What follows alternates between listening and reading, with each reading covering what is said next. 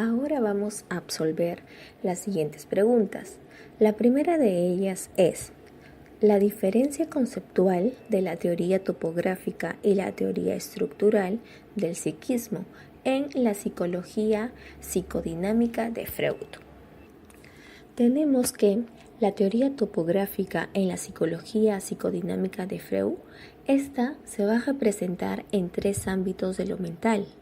La primera, que es la conciencia, la segunda, que es el inconsciente, y la tercera, que es el preconsciente. En la conciencia tenemos que es el conocimiento del mundo exterior y de nosotros mismos. En cambio, el inconsciente es la integridad psíquica del sujeto porque le provocan angustia o sentimiento de culpa. Asimismo, el preconsciente consiste en adaptar los impulsos sexuales y agresivos a las exigencias de la realidad. Ahora, también tenemos la teoría estructural, la cual en cambio aquí, se va a representar por la personalidad humana. Entre ellos tenemos al ello, al yo y al superyo. En el ello, aquí va a representar el sustrato biológico hereditario del ser humano. En cambio, el yo va a buscar satisfacer los deseos del ello. Por lo tanto, el yo aquí más que todo se va a regir por el principio de realidad. Asimismo, tenemos al superyo, el cual él va a representar el aspecto moral del comportamiento. Ahora continuamos con la segunda pregunta, la cual nos menciona que debemos de establecer la diferencia de los conceptos de técnicas proyectivas y test proyectivas, el cual analizaremos primero el test proyectivo.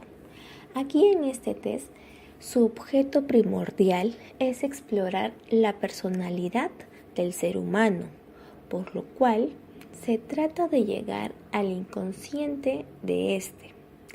Asimismo, debemos de tener en cuenta que el test proyectivo tiene a su cargo lo que son las técnicas de proyección.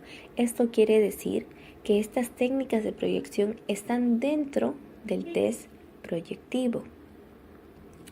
Ahora, analizando las técnicas proyectivas, como lo había mencionado hace un momento, estas se encuentran dentro de los test proyectivos.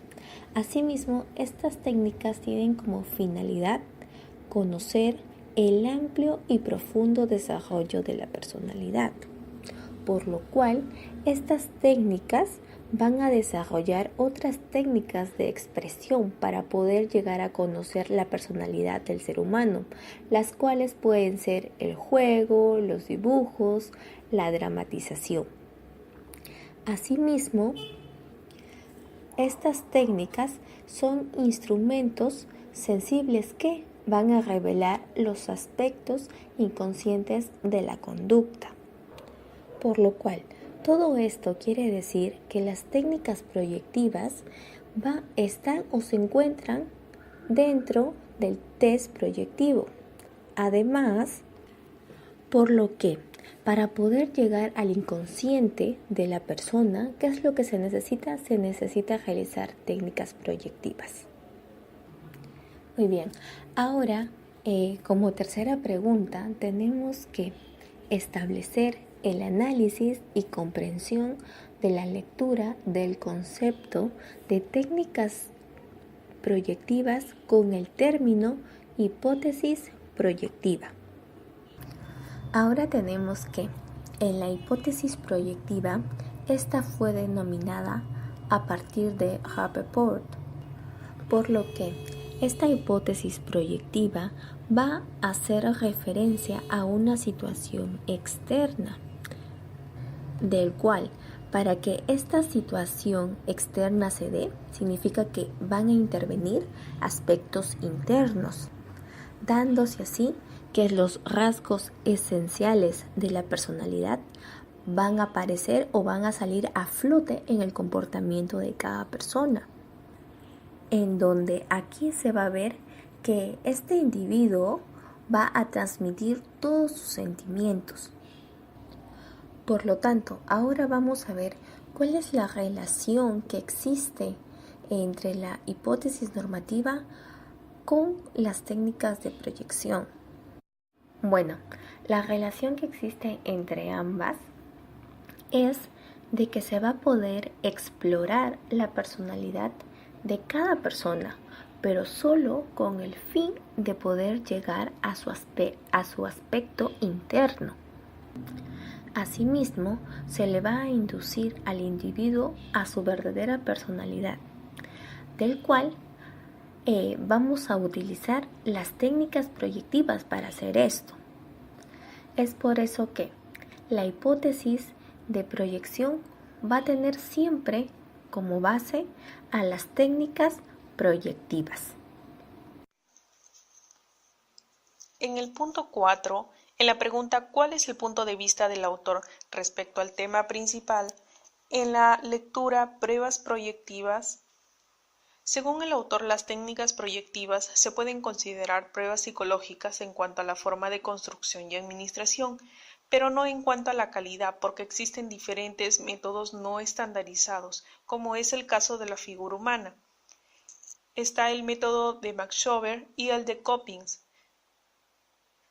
Siguiente pregunta: ¿qué evidencias presenta para respaldar su argumento? Nos señala, si se juzgan con las normas de la teoría psicométrica clásica y nos apegamos a la definición de lo que es y requiere una prueba, serían excluidas del arsenal de pruebas psicológicas, porque no tienen calificaciones cuantificables, no tienen estimación de consistencia interna, nos referimos a la confiabilidad, y no hay posibilidad de datos normativos ordenados. Siguiente pregunta: ¿está o no de acuerdo con el autor? ¿Por qué? Sí, ya que además de permitirnos el planteamiento de interrogantes acerca del constante conflicto que existe por diversas interpretaciones realizadas por autores, teniendo como base y respaldo teorías que enmarcan la psicología respecto a la utilización de pruebas proyectivas, nos permite darnos cuenta que las pruebas proyectivas recurren a estímulos más ambiguos, permitiendo al sujeto una respuesta libre bajo el supuesto que la persona proyectará en sus respuestas sus percepciones, sentimientos, estilos y conflictos. De igual manera, tiene un enfoque cualitativo. Se preocupan por la percepción subjetiva propia del individuo evaluado y, por lo tanto, teniendo como base la teoría psicométrica, estas no formarían parte del campo de las pruebas proyectivas como tal. Siguiente pregunta: ¿qué aporte importante cree usted que el presente artículo o lectura hace a la asignatura de técnicas proyectivas? Hace una notable contribución respecto a la diferencia de las técnicas psicométricas y proyectivas, ya que si bien ambas son instrumentos que utiliza el psicólogo, las técnicas psicométricas buscan medir rasgos puntuales de la personalidad, mientras que las técnicas proyectivas pretenden lograr una descripción completa de la misma.